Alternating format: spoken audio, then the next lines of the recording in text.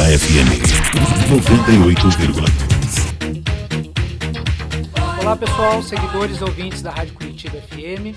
Estamos iniciando mais um programa Homem de 50 anos, em parceria com a Janela do Empreendedor. E hoje nós temos uma convidada especial aqui, que é Débora Brejinski, que é sommelier. Sommelier, podemos dizer, né, Débora, que... Dizer não, afirmar que é a primeira mulher, né? Sommelier mulher do Brasil. Sim, fui primeira sommelier do Brasil, né? Por campeonatos, na verdade, né? Tem outras mulheres, eu já conheci várias sommeliers mais velhas que eu e que estão na área há bastante tempo, mas que participaram de campeonatos no Brasil e que ganhou e que trabalhava na sala de um restaurante. Eu fui a primeira. A primeira. Tipo, velha mesmo. A pioneira. Não, velho não, é experiente. O homem de 50 a gente não fala velho, a gente fala experiente. A Barça do vinho. É. A pessoa vai entender de onde eu venho. E a gente pode até usar a palavra Barça, porque na época que tu começou não tinha internet, né? Não tinha internet. Isso é uma coisa. E as tuas pesquisas de vinho, como é que eram feitas? Então, na verdade, isso sempre falam nas minhas aulas e tal, porque quando eu comecei no vinho, não tinha essa mamata aí de você googar, né? Que eu acho que, na verdade, eu acho a internet demais por esse motivo. Mas na minha época eu tinha que andar com o livro, a Bíblia do Vinho, né? Do Larousse, que é um livrão, assim, bem grosso. E aí meu professor sempre me dava um mapa da região, então vamos dar um exemplo aí, a Borgonha, e me dava um livro da Borgonha. Então eu andava com aquela pesarada, com aquele mapa, daí eu ficava lendo o livro, e eu tinha que me estruturar ali no mapa para saber onde estavam as coisas, enfim. E aí ia na Larousse lá, e aí ia mais livro. E pergunta em cima de pergunta. Então hoje você procura lá no Google, Cabernet Sauvignon, daí ele te diz, daí você fala Cabernet Sauvignon chileno, ele clica, você clica no chileno, vai clicando, quando você vê, você tá. Tu tem muita informação, né? Horas estudando. Sim. Tem muita informação hoje. Mas também tem bastante coisa que, para quem não sabe de vinho, são informações erradas, sabe? Como qualquer outra área, né, Débora? Porque hoje a internet te traz uma infinidade de informações, mas aí tu tem que filtrar para saber o que é o real, o que é o fake news, né? Então, isso é uma coisa que para o mundo do vinho, eu vou te dizer assim, sabe, Gelson? O vinho, ele é matéria viva, né? Ele nasce, ele cresce e ele morre. Sim. Sempre foi assim. E sempre vai ser assim. Há 8 mil anos, quando o vinho foi feito a primeira vez, 8 milhões de anos atrás, quando o vinho foi encontrado lá, 8 mil anos antes de Cristo foi encontrado os primeiros resquícios de vinho. Ele era feito assim, exatamente assim, matéria viva, né? De modelo orgânico. Colhe a uva, pisa a uva, o açúcar da uva fermenta e faz álcool. A gente deixa parado lá por um certo tempo para se transformar para o que é ruim ficar bom. E põe na garrafa e toma. E sempre foi feito assim. Então, o que acontece hoje? Hoje as pessoas me perguntam coisas mirabolantes sobre vinho porque a internet traz informação. Sabe? Do tipo aquela coisa assim. Quer ver uma coisa que é muito errada sobre o vinho? Que se você beber uma taça de vinho, sei lá, uma garrafa de vinho por dia, você não precisa ir para academia. Você vai morrer gordo. Alcoólatra e doente, se você não fizer. Porque se você tomar uma garrafa de vinho por dia, uma garrafa de vinho ao dia, faz mal. O certo é você tomar uma taça de vinho ao dia, porque ele melhora a sua circulação sanguínea, contém resveratrol, que limpa as suas artérias. Tem todo um lado, hoje em dia, estudado da medicina, que uma taça de vinho ao dia é muito bom. Agora, uma garrafa de vinho ao dia e não ir para academia, porque funciona como uma hora de academia, é mentira. Então, essas coisas que a internet trouxe que às vezes não são reais. E aí que entra a tua assessoria de sommelier. Sim. Mas, Débora, antes de a gente continuar no assunto, eu gostaria que tu falasse brevemente da tua história e se apresentasse. Que muitas pessoas ainda, né, não te conhecem e não sabem a tua história, né? Bom, na verdade eu nasci aqui em Curitiba, né? Sou uma curitibana nata mesmo, nasci ali no Juvevê. Então, quando eu tinha mais ou menos 17... quando eu tinha 17 anos, eu fui fazer aqueles vestibulares temporões, né? Sim. E eu passei nos vestibulares e caí enfim, fui fazer PUC na época. E fui fazer turismo e hotelaria. E no curso de turismo e hotelaria, um professor observou numa aula de gastronomia que o meu nariz era muito bom, né? Ele fez uns testes sensoriais, eu acertei os cheiros. E por esse motivo ele brincou comigo dizendo que eu tinha que ser perfumista e tal. E aí eu fui descobrir o que eu podia ser com o nariz, por que meu nariz era tão bom, enfim. E aí eu descobri que eu podia ser ou sommelier, ou barista, que é de café, ou, enfim, de chá, de perfume. E aí eu optei por por aqui em Curitiba, na época, né, 25 anos atrás, 27 anos atrás, não tinha nenhum curso de sommelier, não tinha curso de barista, não tinha curso de perfumista e não tinha curso de nenhuma coisa. Então, qualquer coisa nessa área, eu teria que ir para São Paulo. Só para exemplificar, não tinha nenhum boticário, né? Não então o Boticário tinha acabado de lançar a fábrica, porque meu professor falava que eu deveria ser perfumista do Boticário, porque perfumista tem menos quantidade que astronauta no mundo ainda hoje. Sim. Então, naquela época, era muito raro. E ele falava que o meu nariz era muito bom. E como tinha aberto a fábrica do Boticário aqui, tinha acabado de abrir, ele falava que era para eu trabalhar lá na época. E aí, aquilo ficou muito martelando na minha cabeça, porque não sei também te dizer muito bem porquê. A ideia me foi legal. Eu achava que eu ia ser mais legal trabalhando com o nariz do que, sei lá, com a faculdade que eu estava fazendo, que era turismo, hotelaria, enfim. E aí, um mês depois, eu encontrei esse professor, ele perguntou se eu já falava inglês. E aí eu disse que não, e aí ele falou pra mim assim, bom, se você não falar inglês, você vai trabalhar de recepcionista ali na frente de um hotel na rodoviária, sabe? E isso pra uma garota que era como eu, né? Que eu era muito à frente do meu tempo, com a minha idade, eu sempre fui muito à frente do meu tempo. Meus avós amavam cinema, então eu via muito filme no cinema. E aí isso me fazia querer viajar. Então eu achava que Curitiba era pequena demais para mim na época, eu era muito menina. Então todas essas coisas me motivaram a querer sair daqui. Aí com 17 anos eu pedia pro meu pai para ir embora, ele não deixava, enfim, eu fugi de casa. Super rebelde. E fui morar em São Paulo, né? Eu fui trabalhar em São Paulo, eu fui buscar o que eu realmente queria. Então, quando eu cheguei em São Paulo, eu primeiro tinha que viver e arranjei um trabalho no shopping para ir pagando minhas continhas. Fui na ABS, que é a Associação Brasileira de Sommeliers, que era a única escola na época de sommelier que tem. Hoje tem WT7, que é o melhor curso de sommelier que tem hoje, e é um curso mundial. Então, assim, tem etapas que você faz aqui no Brasil, tem etapa que você faz em Dallas, tem etapa que você faz na França. E não existe ainda o cara, né? Não foi descoberto o melhor ainda, né? Que é o melhor master do WT7. Mas naquela época não tinha WT7, tinha a ABS mesmo, que é a Associação Brasileira de Sommeliers. E eu entrei lá. Só que o que acontece? Na ABS tinha o QI, sabe? Que indica. Por quê? Porque tinha o famoso, né? Tinha muita gente para estudar sobre vinho, querendo, e muito pouca vaga. Sim. E aí um cara na ABS, no dia que eu fui fazer minha inscrição lá, ele falou, você vai ter vaga daqui uns 3, 4 meses, mas você fica numa fila de espera e a gente vai te chamar um dia. Só que se você estiver trabalhando num restaurante de uma pessoa que tenha vinho, sommelier, ele pode te indicar e você tentar entrar mais rápido. Sim. Ele deu a dica. E eu já era esperto, então, eu falei, vou trabalhar de garçonete em algum lugar. E aí eu trabalhava no shopping das 10 às 4 e comecei a ligar em todos os restaurantes mais bacanas de São Paulo, para saber se eles tinham sommelier. Então, o restaurante tinha sommelier. E era muito bacana, porque o restaurante, para ter sommelier, na época, tinha que ser bacana. Então, eu liguei no Antiquários, liguei em vários restaurantes. Bom, me caiu no Fazano, né?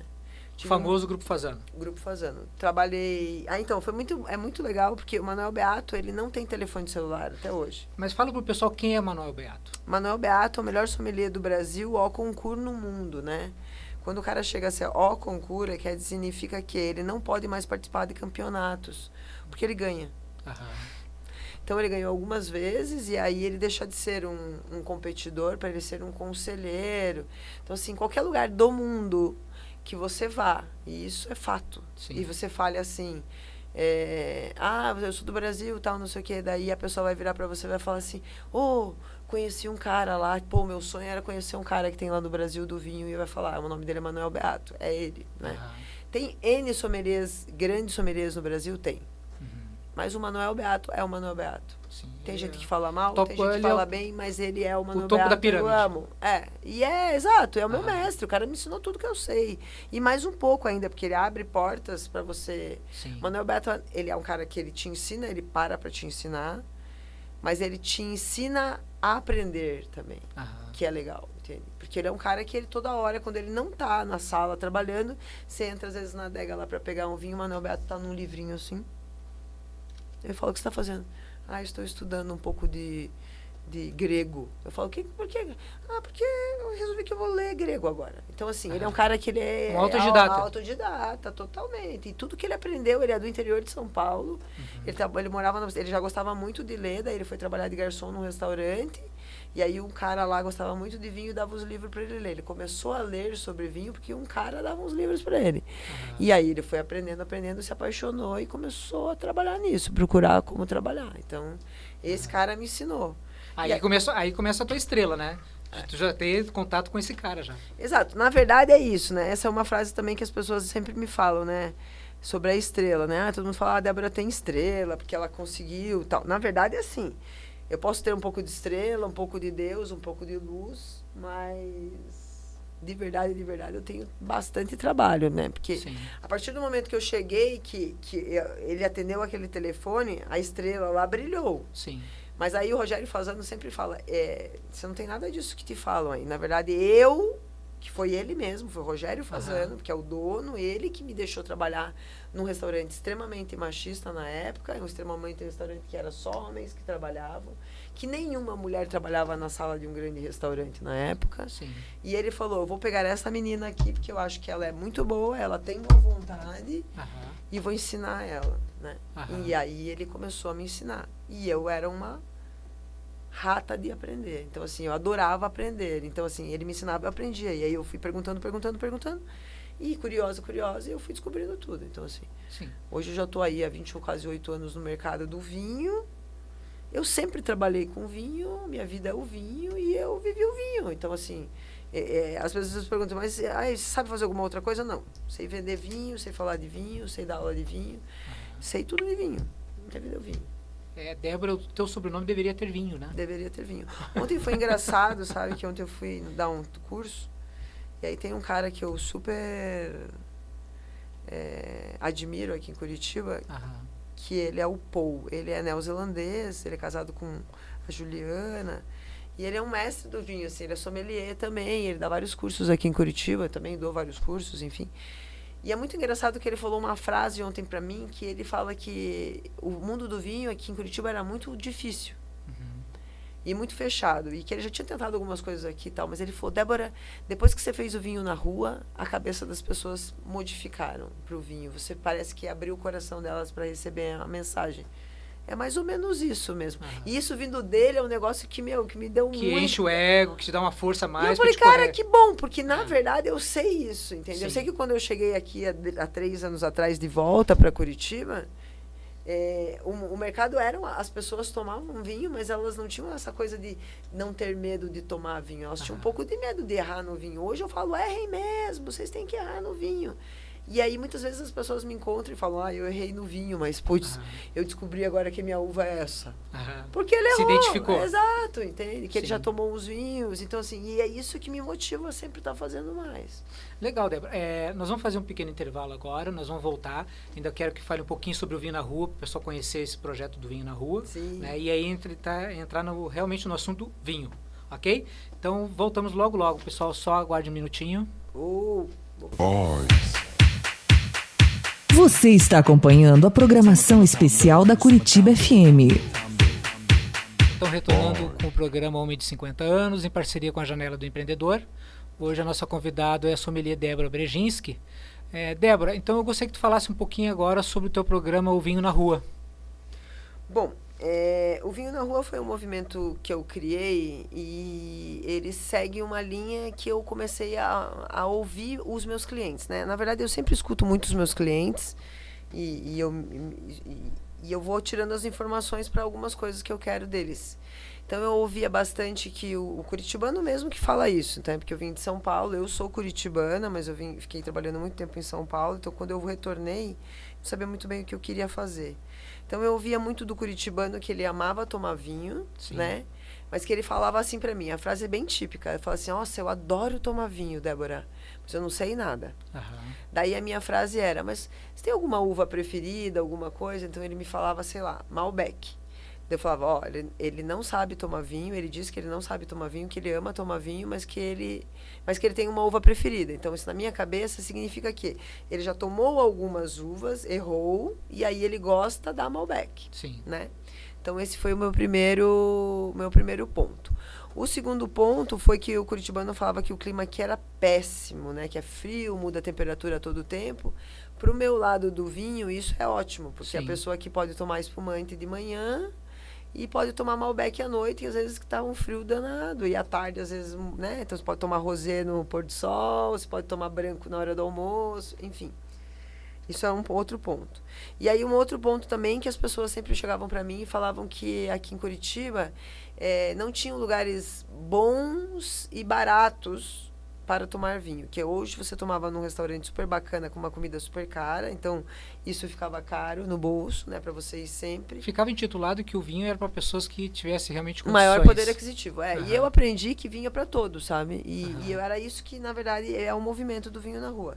Então, o que eu fiz? Eu peguei todas essas coisas que as pessoas falaram e uni. Primeiro que eu sei que o curitibano adora tomar vinho, gosta de aprender, e dizia que não tinha um lugar para tomar vinho bacana, com pessoas bacanas e tal.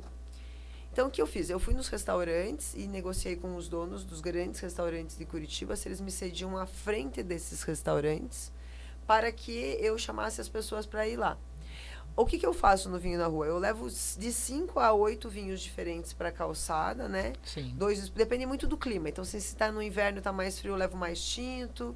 Se está mais calor, eu levo mais espumante, branco e rosé. E aí levo 2 garrafas só de tinto, enfim. Então, eu tento me moldar cada evento. É um movimento itinerante que acontece sempre num sábado, né? Sim. Em algum lugar da cidade. É um movimento que começa sempre às 11 da manhã. Então, é o dia inteiro e vai até 7 da noite. Onde as pessoas chegam lá, elas podem fazer uma prova de todos os vinhos. E esses vinhos, eles são escolhidos a dedo, por uvas e países. Então, eu coloco lá um Cabernet Sauvignon, um Merlot, um Malbec, um Chardonnay, que são as uvas, né? Por quê? Porque eu gosto que a pessoa pegue os copos e ela sinta a diferença de uma uva para outra. O que era muito difícil na cabeça da pessoa antes, passa a ser real. Então, assim, ela pega um Chardonnay, eu falo que ele tem explosão de boca, aromática de boca. E aí fica muito saboroso. Mas daí ela pega um Sauvignon Blanc, eu falo que a explosão aromática é de nariz. Então, quando ela põe e o vinho vai para o nariz, ela fala, nossa, mas é verdade, você tinha razão. E isso faz com que aquilo que a pessoa não entendia sobre o vinho passe a fazer um sentido.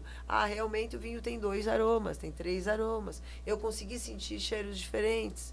Eu consegui sentir o que você falou, que é um vinho que não pega na boca, ou que aquele pega na boca. Então, tudo que a pessoa não sentia no vinho na rua, ela consegue sentir, porque ela tem 8 rótulos diferentes na frente dela para provar. O que muito dificilmente acontece na nossa própria casa. Você não abre 8 garrafas de vinho na tua casa. Com certeza. E num restaurante também tu não vai abrir. E aí às vezes você abre um vinho na tua casa, você nem ama tanto, mas pô, você já abriu, você vai tomar. Sim. Né? No vinho na rua isso não acontece. Você prova os 8 com história, com experiência, e você, se você quiser tomar uma taça, é R$10 a taça, você escolhe a taça de vinho que você quer tomar. E aí que acontece o movimento. Era um movimento super pequenininho, cresceu bastante. Hoje a gente já fez em vários restaurantes de Curitiba. É que o vinho na rua agora mudou um pouquinho também, né, Débora? Não é só na rua. O programa Vinho na Rua, tu pode ir para estabelecimentos, para inauguração, lançamento de produtos. A gente faz em vários formatos, né? A gente faz vinho na escola, vinho na rua, vinho na loja, vinho aonde o pessoal te chamar. Vinho na Como é que é o slogan aquele lá? Me chama que eu vou? Me chama que eu vou. Me chama que eu vou, faço vinho na rua, levo vinho, falo de vinho, né? E assim, e o vinho na rua é uma coisa muito moldável. Então, por exemplo, tem empresas que têm o vinho, aí falam assim, olha, Débora, eu queria que você falasse desse vinho hoje. Sim. Eu vou. Tem gente que fala, olha, eu queria que você trouxesse o seu vinho e falasse dos vinhos aqui como você faz lá na rua. Eu faço.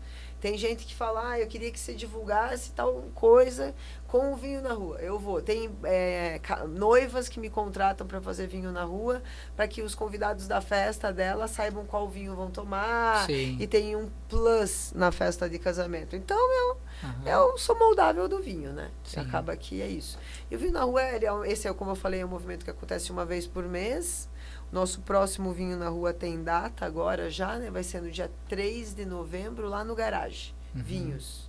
Que fica ali na Teixeira Coelho com a... Aqui no Batel, Dom Pedro, né? Bem ali no Batel. Legal. E é legal.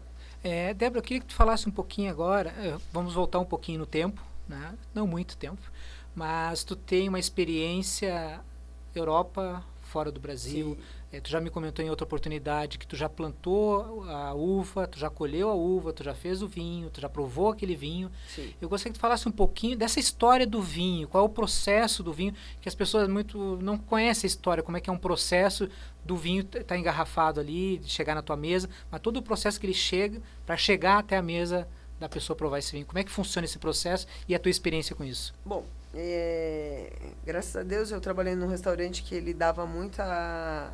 Ele investia muito nos funcionários, né? Então, eu consegui com isso viajar para vários lugares pelo vinho. Então, assim, eu fui fazer a vindímia, a colheita, a cosecha, dependendo do país, né?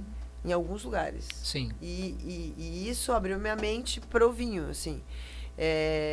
Eu colhi uva em Portugal, na Espanha, França, em Chile, Argentina, enfim, fui indo, né? Grécia. E aí que tá, né? Muitas pessoas às vezes tomam vinho durante milhões de anos e não sabem como ele é feito. E como eu falei no comecinho aqui, vinho é matéria viva, né? Então o que a gente faz? Não tem nenhuma grande coisa para você fazer com o vinho, né? A gente pode fazer vinho em casa. A grande diferença é que a nossa uva de comer, ela é diferente da uva de fazer vinho. Né? Porque a uva de comer ela tem muito mais doçura, a casca é mais fina, é mais mastigável, né? A uva de fazer vinho é uma uva com muita casca, muita cor, muito mais dura, não é tão saborosa e não tem tanta quantidade de açúcar dependendo do movimento. Então nada mais é do que o vinho ele é feito de duas fermentações que a gente chama, né? Que é a fermentação alcoólica e a fermentação malolática. Parece um nome muito, mas na verdade não é, né? Uhum. É aquilo ali que eu falei, né? Primeiro a gente colhe as uvas no pé. Aí, antigamente, lá no modo rudimentar, a gente pisava as uvas, né? Hoje em dia tem uma máquina que faz isso, mas antigamente, e até hoje em algumas vinícolas ainda que são bem pequenininhas, que são bodegas boutiques, né? Vinícolas boutique, que a gente chama hoje, ainda assim a colheita é feita manualmente pelo pai, pela mãe, pelos filhos, mais uns primos que vão lá colher as uvas. Totalmente familiar, né? Totalmente familiar. Que entra aquele negócio da Serra Gaúcha, né? Porque as grandes vinícolas começaram totalmente familiares, né? Sim. A Serra Gaúcha ainda tem formato assim, muitas vinícolas. Enfim, Portugal, Espanha, França, onde você vai, ainda você encontra lá que é o pai, a filha, a mãe... que estão colhendo, tipo, muito pouco e fazem poucas garrafas de vinho, então eles mesmos vendem ali, tomam e tal. Então aí é isso, então você separa os grãos lá da uva, né? Pisa isso no final da tarde, deixa isso dentro daquele tanque como se fosse um tanque de lavar roupa mesmo, que a gente chama de lagar, né? Que é onde o vinho fica... Que é aqueles tanques de madeira ou não? Não. É como se um tanque de lavar roupa mesmo, de cimento, sabe? Então a uva colhe, é separada os grãos e vai para esse tanque. Isso de manhã. Quando é de tarde, a gente vai lá e pisa. Sim. Aí essa pisa faz com que o açúcar dessa uva, depois de um tempo, às vezes pode demorar 24 horas, às vezes 2, 3 dias, às vezes uma semana... Por quê? Porque dependendo do que o formato do vinho que o produtor quer, ele vai deixar mais tempo, porque o açúcar dessa uva vai se transformar em álcool ali. Sim. Então, assim, não tem nada de difícil, não tem nada de agregar nada. É você colher a uva, pisar e deixar ela ali naquele processo de apodrecimento, quase apodrecendo. Sim. O açúcar da uva vai se transformar em álcool. Aí a próxima fase é você prensar isso, é você tirar todo o líquido. E aí que tem a diferença de alguns vinhos para o outro. Quando a gente prensa muito a casca, o vinho fica mais pegado na boca, tipo um caqui amarra, uma coisa mais verde, né? Que às vezes tem algumas pessoas que tomam vinho e falam, eu não gosto daquele vinho, que ele prende a minha boca. Isso é a quantidade de casca que tem no vinho. Então, se você pega uvas que tem muita cor, por exemplo, vou dar um exemplo de uma uva que tem muita cor, Shiraz, ou a Syrah, né? Que você não precisa prensar muito a casca, é um vinho que tem mais maciez na boca. Tem bastante cor, mas é mais macio na boca. Então, quanto mais a gente prensa a casca, mais tanino ele vai ter. E aí, como é que a gente tira esse tanino desse vinho? A gente coloca naquelas barricas de aço inox grandes. E deixa lá. Às vezes fica 6 meses, às vezes fica 7 meses, às vezes fica 8 meses. A ideia até que eu tinha inicial, porque hoje tem tantas categorias de vinhos que para que a pessoa que não entende pode vir a pensar até que são vários tipos de uva, mas não, são a maneira do processo de de fabricação do vinho. Sim. Depende da prensa, uma certa pressão de prensa é uma categoria de vinho, uma outra prensa Sim. é uma outra categoria. Porque dependendo muito a prensa, ela é fundamental para a gente tirar a cor e para a gente conseguir ali, por exemplo, se eu pego um vinho que é um vinho para ser de guarda, que é um vinho que é para durar, sei lá, vou dar um exemplo aí, de um grande vinho que é para durar 50 anos. A prensa da casca vai ser um pouco maior, porque a gente precisa dessa estrutura que o vinho tenha da casca, dessa quantidade de tanino que o vinho tenha, para ele conseguir envelhecer durante 50 anos. Diferente, por exemplo, de um vinho que a gente quer que só um pouquinho da casca e não quer aquele taninão, são vinhos que a gente chama de vinhos para serem tomados jovens. Existe vinho... É vinho bom, é vinho velho, Débora? Não. Vinho bom é vinho para o teu paladar, primeiro. Você tem que descobrir o seu bom para paladar. mim pode não ser o bom para você. Exatamente. É muito pessoal. É muito pessoal. Mas tem muitos produtores que produzem vinhos para serem tomados jovens. Vou dar um exemplo. Vinho branco. Você tem que tomar jovem. Você tem que tomar 2017, 2018. Você vai comprar hoje um vinho branco, você não pensa lá em comprar um 2004. Não, já está velho esse. Você tem que comprar um vinho muito jovem. Agora, os vinhos tintos, mas, né, eles podem tem alguns grandes vinhos que tem que ser tomados velhos, muito velhos. Se você pega um vinho que é para ser tomado muito velho e abre ele hoje, você não vai ter nada do vinho. Ele vai ele não vai ter explosão aromática, ele não vai ter uma boca boa, ele vai estar duro na boca, você não vai conseguir mastigar, você não vai conseguir falar. A gente poderia associar esse paladar, digamos, num exemplo bobo, talvez, bobo, né? Se tu pegar uma casca de uma uva e tu engolir ela e depois tu mastigar ela. Então, pode-se dizer que tem um diferente, um paladar diferente, né? E tu engolir uma casca de uva, tu morder ela. Sim, porque então, tomar seria a mesma... pegada. Exatamente. Poderia ser feita essa associação, então. É a mesma coisa que você pegar uma banana bem madurinha, mastigar ela e ela ser bem agradável à sua boca, né? Isso. E você pegar uma verde e mastigar, que vai ficar tudo o produto travado, é o mesmo, mas... Exatamente. Mas o vinho tem um leque muito maior, né? Porque tem época de safra... Sim. Época de chuva, então, assim, prensagem. A uva, ela só nasce em países com solo, com climas que não se alteram durante o ano inteiro, né? Com solos muito pobres, onde não dá nada da uva, né? Ela não gosta de chuva, ela não gosta de uma alteração de clima, então ela não gosta de calor e de frio, ela gosta de sol o ano inteiro. Eu vou dar um exemplo. A Argentina, de 365 dias no ano, uma safra muito boa, só chove 4 dias. Mas uma safra para ser ok na Argentina, no máximo pode chover 20 dias. Entende? Então, na França, na Europa, nesses países, o vinho ele pode fazer inverno, verão, que é sol todo o tempo. Então, às vezes, você está lá menos 9 graus e o sol está radiante lá. E, às vezes, você está lá 40 graus e o sol está lá radiante.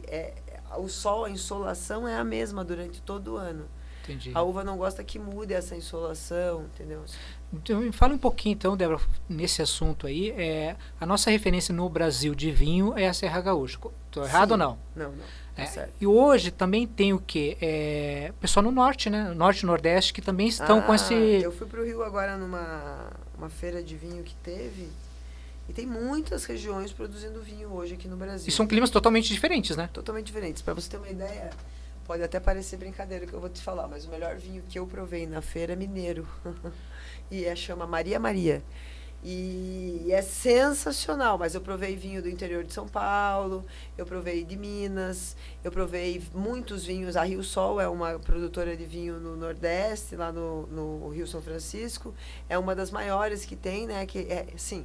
Mas estudos comprovam, e é isso eu não posso falar com propriedade, total propriedade, mas estudos comprovam que até alguns anos atrás, o que é diferente, por exemplo, de Portugal para o Nordeste do Brasil?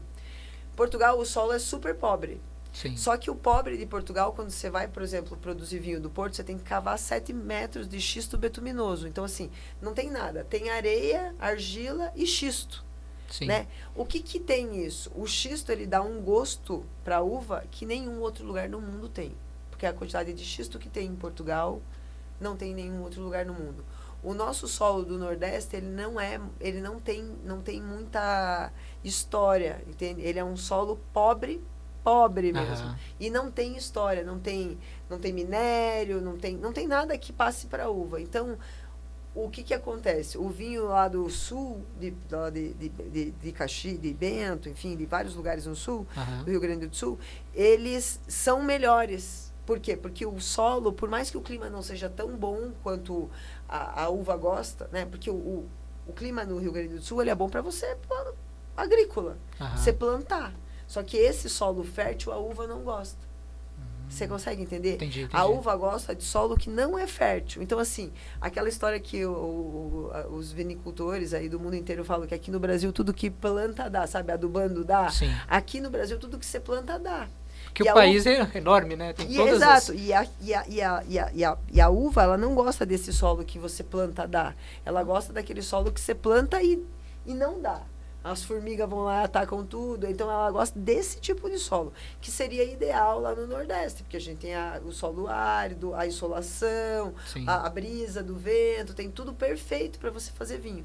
Mas o solo lá não tem riqueza de informação, por exemplo, o xisto bituminoso. Então, ele não passa uma característica gritante para o vinho. E aí o vinho de lá não tem tanta estrutura e força quanto seria um de Bento Gonçalves, por exemplo. O que tu está me falando aqui agora me veio uma curiosidade. Se nós pegarmos, de repente, assim, 3 rótulos, tá? Sim. E tirarmos o rótulo da garrafa, Sim. E 3 pontos específicos do mundo, tu conseguiria identificar mais ou menos de qual seria a região, ou é difícil, mesmo para você que tem toda essa experiência e tem esse tato de nariz? Eu vou te falar que, assim, eu tenho muitos anos de carreira e isso me dá um negócio que a gente chama dentro da profissão de memória olfativa e gustativa, né? Então, se você falar para mim, Débora, eu vou te vendar, eu vou te dar um copo aqui, eu vou por eliminação. Na verdade, assim, eu posso pegar esse copo aqui, ser um vinho chileno, e eu falar Chile. Por quê? Ou Portugal. Por quê? Porque tem alguns países que ele tem aromas distintos do país. Por exemplo, o vinho português, ele tem cheiro de Portugal. Aí você me fala, mas ele é do Alentejo e do Douro, tem o mesmo aroma? Tem um aroma de Portugal típico, sabe? É como o Chile.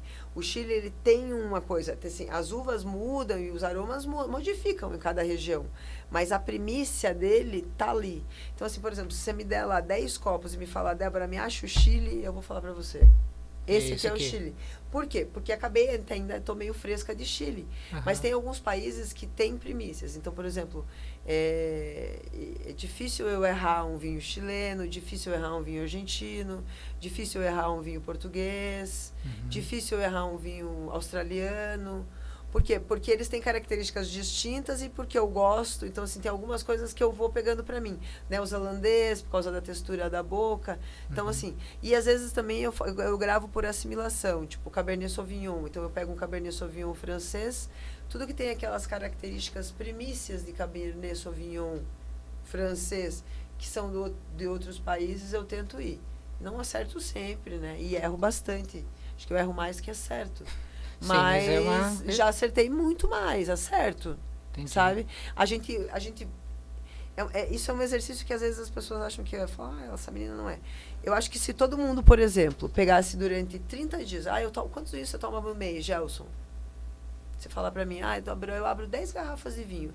Eu abro um vinho final de semana, todo final de semana, então já são 4. Aí eu levo um vinho e abro com os meus amigos toda segunda, já são mais 4. Então eu abro 10 garrafas de vinho. Se durante 3 meses, ou sei lá, vou dar um exemplo, 1 mês, você escolher só uma uva, por exemplo, durante o primeiro mês você escolhe Malbec, argentino. Durante esse 1 mês, você só tomar Malbec argentino, no outro mês você só tomar Carmener chileno, no terceiro mês eu te der um Malbec, um Carmener, você vai dizer assim, esse aqui é argentino, esse é chileno. Esse é Malbec, esse é Carmener. Por quê? Porque teu cérebro, ele gravou a memória olfativa tua, gravou no primeiro mês. Entendi. E no segundo mês, ela vai gravar mais rápido aquilo ali. Ela vai, toda vez que você colocar um Carmener na boca, ela vai falar. A primeira coisa que o seu cérebro vai falar pra você, ele vai falar, não é um Malbec, é um Carmener. Entendi. Entende? E aí você vai lembrar do gosto do Malbec e vai assimilar que não é o Malbec e vai fazer a análise do Carmener. Vai chegar um momento que eu vou te dar 2 copos na mão, você vai falar, esse aqui é o Malbec, E esse é o Carmener. Mas isso tudo que tu tá me falando, eu tô lembrando da tua história, porque tudo isso tu aprendeu o quê? Lá no Grupo Fasano, que tem uma infinidade de vinhos de todas as partes do mundo, né? Mas, Débora, nós vamos dar mais um intervalinho aqui, nós já voltamos então. Você está acompanhando a programação especial da Curitiba FM. Bom, pessoal, retornando então, homem de 50 anos, com a nossa convidada Débora Berginski, a sommelier. Débora, nós estamos falando agora no bloco anterior sobre, de repente, conseguir identificar vinhos de alguns continentes diferentes, né? Sim. E aí eu comentei com você também que foi a maneira que tu aprendeu lá no Grupo Fasano também, que passou uma infinidade de vinhos por você, e aí você foi para a Europa, foi conhecer, na realidade, o vinho na raiz, né? Sim. Eu queria que tu falasse para nós agora, a nível de Brasil, quais são os vinhos, assim, hoje que tu poderia indicar, assim, uns 3 rótulos, digamos, com valores e falar uma média de valores que custa cada um? Então, eu vou falar mais ou menos o que eu sempre falo para as pessoas que me perguntam sobre comprar vinhos, né? Na verdade, assim, o vinho é um mercado muito vasto, né? Hoje, todos os dias, nascem no mundo 8 mil rótulos de vinhos novos. Isso por ano? Por dia. Por dia? Poxa. 8 mil rótulos de vinhos novos por dia. Então, muitas vezes, as pessoas me perguntam, ai, Débora, me indique um vinho, ou Débora, tomei tal vinho, você já tomou? Às vezes eu tomei, porque acaba que... Não tem nem como, né? Acaba que a gente recebe uma gama de vinhos meio que parecida sempre nas regiões mundiais, né? Então, tipo, vem muito vinho pra cá, do Portugal, Chile, Argentina, porque o mercado é aberto, Uruguai, então a gente acaba bebendo várias coisas sempre meio que repetidas. Mas eu sempre falo que, assim, que um vinho, ele para ele ser bacana, ele tem que ter mais que 4 aromas. Aonde você encontra isso hoje, Débora? Você encontra isso hoje em vinhos acima de R$35. Eu acho que abaixo de R$35 você perde ainda um pouco nessa coisa da explosão aromática, né? Você conseguir comprar, e é isso que eu falo, às vezes você vai comprar um vinho, você fica lá na prateleira e não sabe o que escolher, porque é muito engraçado isso, né? Antigamente a gente só tinha 4 tipos de cerveja na prateleira. Então você chegava lá, você não sabia se... Skol, Brahma, Antártica. Você falava, pô, vou tomar Skol, que é do não sei o que é tal, e você levava lá. E você não tinha medo de errar. Hoje, você chegando no corredor da cerveja, tem 300 cervejas. Tem cerveja de R$200. Sim. E você não tem nenhum medo de pegar aquela para provar. O vinho você já tem. Por quê? Porque parece que a história do vinho, a coisa que tem ali dentro, ela é muito tal. É um medo total de errar. Eu digo aí, por mim. Exatamente. As pessoas têm medo de errar. E aí que eu falo, não tenha medo de errar. Então, assim, na verdade, eu sempre falo que os vinhos que são de médio corpo, como, por exemplo, as uvas, né? Sim. Merlot, Carmener, os vinhos portugueses da região do Alentejo, que são um mix de uvas, a maioria das vezes eles são uma assemblagem, um mix de uvas, então são vinhos de maciez. Essas uvas são uvas de meio, são uvas de maciez. Então, esses vinhos é difícil você errar. E é difícil um vinho Carmener, por exemplo, que tem bastante explosão de fruta, maduro e tal, você errar para você e errar para o outro. Então, assim, você vai jantar com a sua namorada, com o seu... Ou, sei lá, você vai jantar com um cara que você nunca viu na vida, e você vai fazer um negócio. Sei lá, você vai fazer um negócio com o cara, você fala, pô, queria servir um vinho bacana pro cara, tal. Sim. E não sei que vinho comprar. Então, assim, um Carmener é sempre uma boa pedida. Assim, mas e o Malbec, Débora? Malbec, ele é um vinho que tem corpo, que tem madeira, que tem peso, que tem fruta tal. Então, assim, é mais difícil um pouco, porque é um vinho mais pegado. Mas eu gosto desses vinhos de médio corpo, assim. Eu acho que o vinho rosé, que as pessoas têm um pouco de preconceito por ser rosa e achar que é vinho doce por esse motivo, ele é o vinho mais gastronômico que tem no mercado. Ele tem peso de tinto, porque a rosa é tirada da casca, a cor rosa, a gente tira da casca. Então, ele tem peso de tinto na boca, explosão e frescor de branco. Então, assim, é um vinho bem gastronômico, é um vinho que harmoniza com churrasco e é um vinho que harmoniza com peixe, sabe? É um vinho que agrada homens e mulheres. Por quê?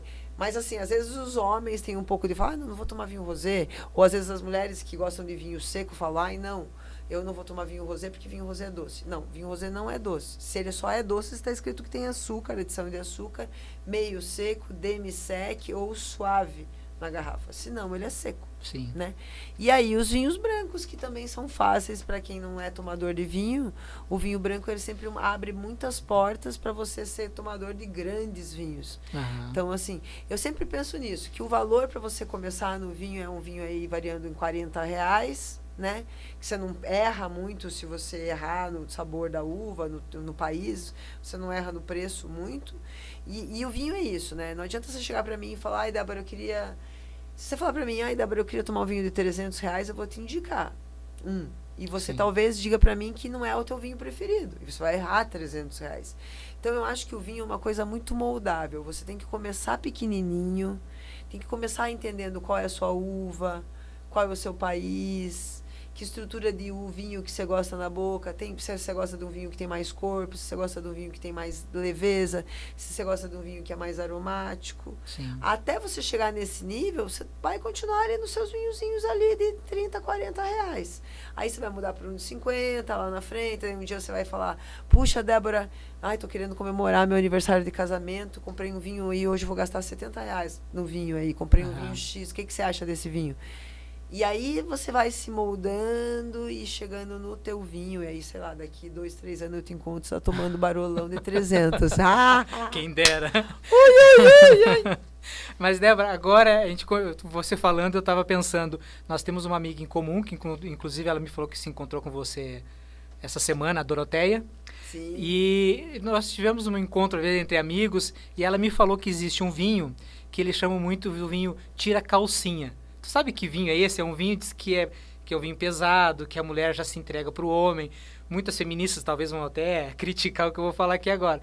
Mas diz que os homens procuram muito esse tipo de vinho para os encontros românticos. Tu sabe me dizer que vinho é esse? Ou tu teria um vinho que seria... Vou te dizer, meu amigo, que se o homem... Vamos falar do lado masculino e feminino da história. Você quer conquistar uma mulher?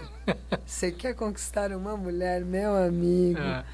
Dê champanhe para ela de manhã. Né? Você dá uma tacinha. Porque o espumante, ele tem uma coisa de... O Dom Perignon criou o espumante para a mulher dele, né? Ele tem alguma coisa...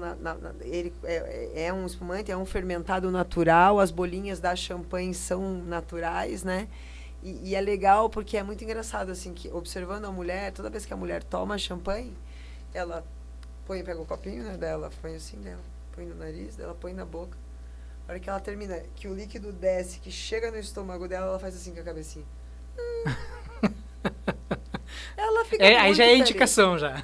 Então eu acho que espumante e champanhe para mulher é um bom primeiro quebra o gelo da conversa. Entende? E aí, assim, eu acho que quando você não conhece a mulher, né, o homem, você sempre tem que ir naquela de eu não vou errar no vinho. Então você vai certeiro. no vinho de médio corpo. Você vai lá no Carmener, você vai lá no Merlot argentino, você vai num vinho que tem 2 uvas, porque quando o vinho tem 2 uvas, o produtor faz um vinho com 2 uvas porque ele quer atingir o máximo que aquele vinho pode te dar. Então, assim, quando ele põe lá um Cabernet Sauvignon, ele vai te dar um vinho que tem longevidade, que é aquele vinho que você põe no começo da língua, você sente ele, você engole e você fica com o gosto dele na boca. E aí ele mistura lá, sei lá, com Carmener, que tem maciez e explosão. Então, assim, um vinho que tem 2 uvas também é bacana. Os vinhos do Alentejo de Portugal são vinhos bacanas. Os vinhos sul-africanos têm uma tendência a ser vinhos mais macios, mais frutados na boca, são fáceis. Então, para ser mais certeiro, então seria um Carmener, que tu falou, mas digamos, um português. Um Carmener, um vinho português da região do Alentejo em específico. Que uma média de quanto, mais ou menos? Tem portuguesinho aí de 30 conto, massa. Então é legal. É uma super dica, então. Não é nada, não. Exato, assim, se você pegar pra não falar... Não passa vergonha. Não, se você falar pra mim, mas é que em Portugal, toda vez que a gente vira o rótulo da garrafa, tem muitas uvas. E aí, às vezes, as pessoas ficam com medo de comprar os portugueses, porque acham que é uma mistureira de uvas. Na verdade, lá antigamente em Portugal, quando eles começaram a produzir uva, pro produtor era importante fazer vinho, sabe? E aí o que ele fazia? Ele plantava Cabernet Sauvignon, Touriga Nacional, Malbec, Cabernet Franc, ele plantava tudo. Ia lá, colhia as uvas, pisava e fazia vinho. Porque para ele era importante tomar vinho. Sim. Aí o que acontece? Hoje os produtores não vão matar vinhedos antigos que dão as melhores uvas, porque quanto quanto mais velhos os vinhedos, a uva já vem com muito mais estrutura, né?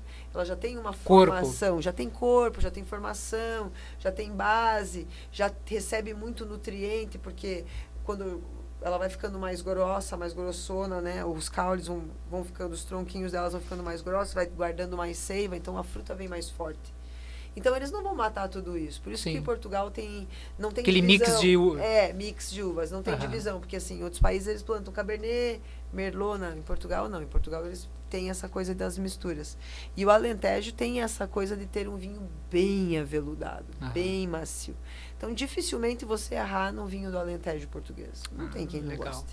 Débora, então, a dica que tu tem pro meu público, que são os homens de 50 anos, propriamente dito, né? Sim. Então, seria um vinho... espumante para as mulheres. Espumante para as mulheres. Abrir o encontro. Mas você falou do espumante de manhã, mas eu encontrei à noite. Tudo bem, pode ser.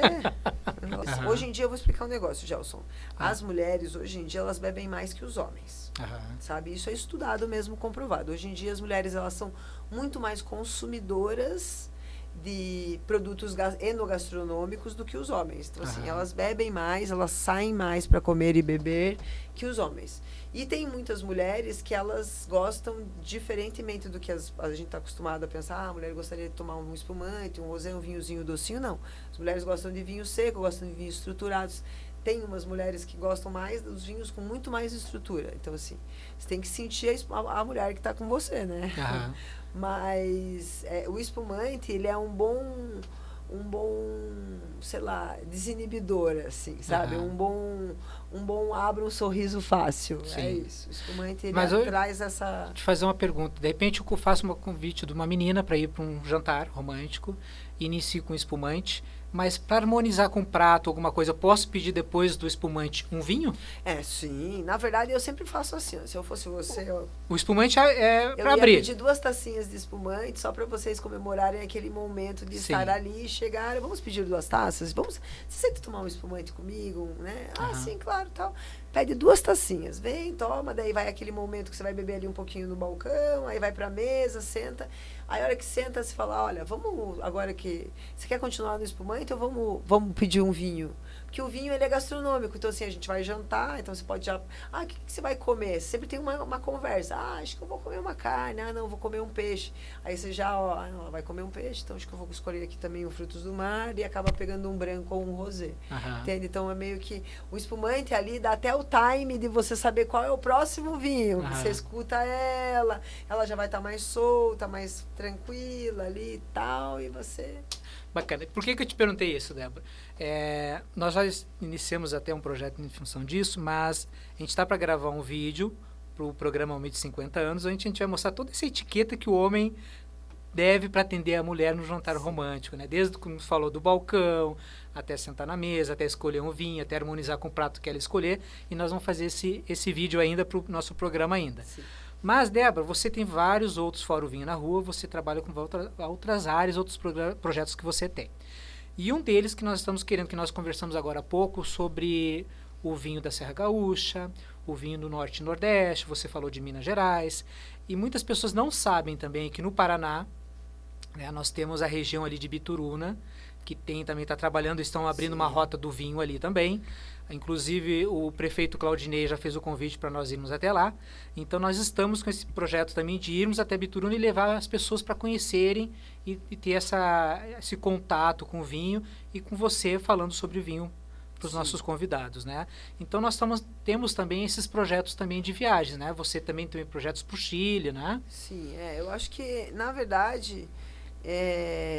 Esse é um momento das pessoas fazerem isso, assim, que o vinho está super em alta, né? Você tem uma palavra que você fala sempre que isso me aguça muito, eu acho muito interessante. Experiência, né? Exato. Exatamente. Então, a gente está no momento do vinho e da gastronomia que hoje em dia tem muita gente falando de gastronomia e falando de vinho e falando de harmonização, e tem harmonização de charuto, harmonização de cachaça, tem harmonização de tudo. Hoje em dia a gastronomia está em alta, graças a Deus, né? Mas assim, na verdade, o que está acontecendo no mercado? Tem um monte de gente aí falando. né? Mas mostrar a experiência, a experiência é o diferencial, né? Quando a gente está falando em fazer essas viagens e montar esses grupos para que as pessoas vão viajar com a gente, quer dizer que eu vou junto, que você vai junto. E, na verdade, a pessoa vai ter uma experiência. Ela vai entrar lá, ela vai entrar dentro da vinícola, ela vai ouvir o produtor, ela vai pisar na uva, ela vai ver onde é vinificada, ela vai ver porque que é uma barrica de carvalho, ela vai ver como que é feito. Todo o processo. Quanto que é a tosta, todo o processo, desde a colheita da uva até essa uva chegar na garrafa. Quanto tempo leva tudo isso? Porque às vezes eu falo que um espumante, sei lá, uma champanhe demora 365 dias só para fazer o gás e dentro a pessoa fala, cara, então é por isso que ela é cara. É um dos fatores que ela é cara, entende? Então, assim, isso tudo, quando você começa a vivenciar e ter a experiência, faz uma diferença gritante. E eu brinco, assim, que as pessoas que faz uma diferença para a vida, sabe? Eu falo que a bebida vinho, ela é inteligente, ela une pessoas, ela faz você estudar, porque quando você entra no mundo do vinho, que você se apaixona, toda vez que você vai tomar um vinho, você vai tirar uma fotinho da garrafa do nome do vinho. Aí você vai falar, queria saber como que ele é. Você entra lá no Google, porque hoje tem Google, você googla lá, você vai saber o que o produtor falou sobre aquele vinho. Daí tem uma palavrinha lá que o cara escreve, sei lá, perlage. Você fala, mas o que é perlage? Você clica ali e vai lá te dar um texto sobre perlage. Aí você vai falar, são os bolinhos. Então, enfim, se você quiser, você passa um dia inteiro estudando. E o vinho é isso, assim, o vinho te dá um leque de possibilidades de você, nunca mais uma viagem que você vai fazer, nem que vai ali para a Praia de Leste. Entende? Você sai daqui ali para ir para Morretes, você vai chegar lá em Morretes, você vai analisar a comida, você vai falar, nossa, esse vinhozinho aqui que eu tomei ali, que eu peguei ali da colônia, ele é tal, essa coisa, entende? Tudo que você vai fazer fica gastronômico. O vinho une, né? Eu acho que o vinho une muito as pessoas gostam de tomar vinho, daí eu sempre falo que o vinho tem 4 fases, né? Que é sanidade, magia, loucura e sono reparador. Então, quando as pessoas estão magicamente tomadas pelo vinho, elas viram amigos de infância, elas querem se abraçar. Quando elas vão para a loucura do vinho, vem aquela coisa do vamos fazer um jantar ali aonde? Vamos sair daqui, vamos para onde depois? Vamos se encontrar no final de semana, vamos fazer uma viagem para a Argentina, por exemplo?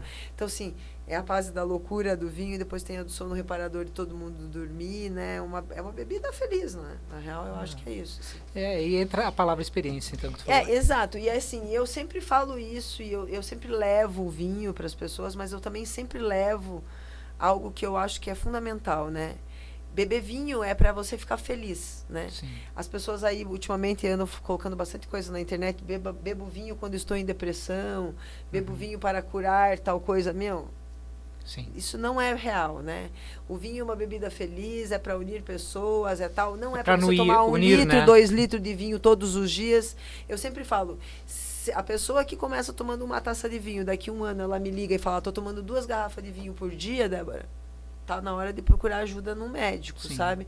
Então, assim, cuidado, porque o vinho é álcool, né? E é para você ficar feliz, para você ter prazer. A partir do momento que isso passa do prazer, você está passando do limite também. Então tem que se ligar, porque é muito legal, é muito bom. Mas tem que ficar ligado também nessas coisas, porque hoje em dia... Tem que se policiar também, né? Hoje em dia, não é, porque esses dias eu estava lendo ali, hoje em dia a gente passa horas na internet, coisa que a gente não fazia antes, tudo está muito, né? Então, assim...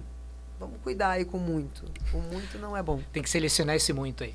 Bom, Débora, nós temos assunto aí para conversar durante o dia inteiro, né? Mas eu te agradeço aí a participação no nosso programa. Sim, eu quero falar para os ouvintes e os seguidores da Curitiba FM e o Janela do Empreendedor que vocês devem estar sentindo também que nós estamos num cenário novo, né? A nossa rádio fica lá no bairro SIC, né, onde fica a antena, e nós estamos com esse estúdio aqui agora na 7 de setembro, onde nós vamos iniciar também as gravações dos programas aqui nesse estúdio também. Nós estamos ainda em adaptações, mas a partir de agora nossos programas vão ser gravados aqui nesse estúdio da 7 de setembro, ok? Quero que a Débora também vai passar também agora os contatos dela, os projetos e as datas do vinho na rua, mas quero convidá-los também que o Homem de 50 anos, junto com a Débora Brzezinski, nós vamos começar com esses projetos também de viagens, né? Sim. Levar experiências para as pessoas que gostam do vinho ou querem conhecer mais um pouquinho sobre a história do vinho. Então, fiquem antenados nas nossas mídias, tanto do Homem de 50 anos quanto da Débora Brzezinski e o Vinho na Rua. Débora, então passa os teus contatos, então, os teus programas que tu tens aí, então, para os nossos ouvintes e seguidores. Eu tenho feito bastante live, né? Na verdade, eu tenho um Instagram, né? Tenho o meu nome como Débora Brzezinski, que é o meu Instagram mesmo, é profissional. E o Débora Brzezinski também tá no Facebook, né?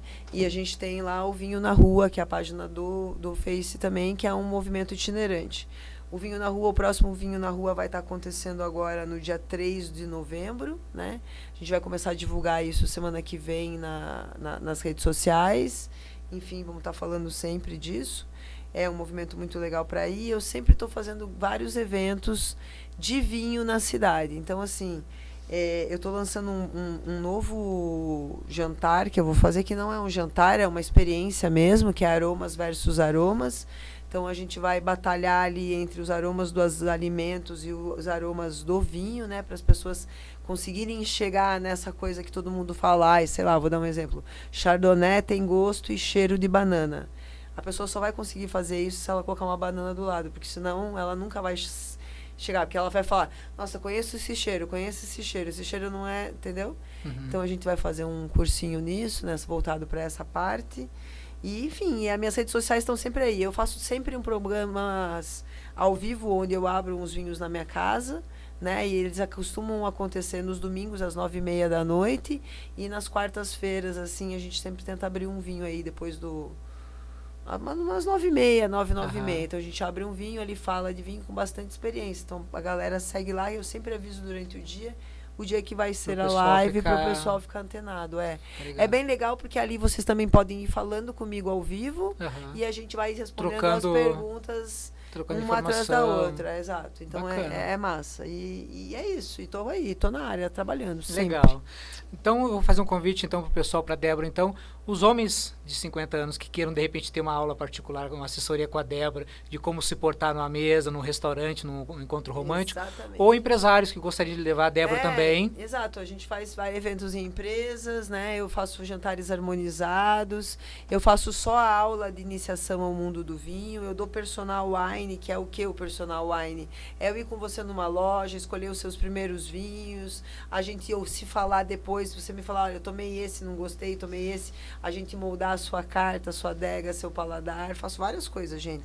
Bacana. Se você quiser falar de vinho, colocar vinho, beber vinho, fale comigo. Débora Brzezinski. Débora Brzezinski. Então, obrigado, Débora. Só lembrando, então, pessoal, que nós estamos também inaugurando também a plataforma da Rádio Web, que é janeladoempreendedor.minharadio.fm. A partir de agora deste programa, vocês vão poder acompanhar o áudio e também o vídeo, que esse programa é gravado em vídeo também. Nessa plataforma vocês têm essas duas opções, em escutar e pode ver o vídeo também. Então, pessoal, muito obrigado pela participação do nosso programa e até a próxima sexta-feira. Um grande abraço e bom final de semana a todos. Tchau, pessoal. Obrigada. Sua frequência 98,3.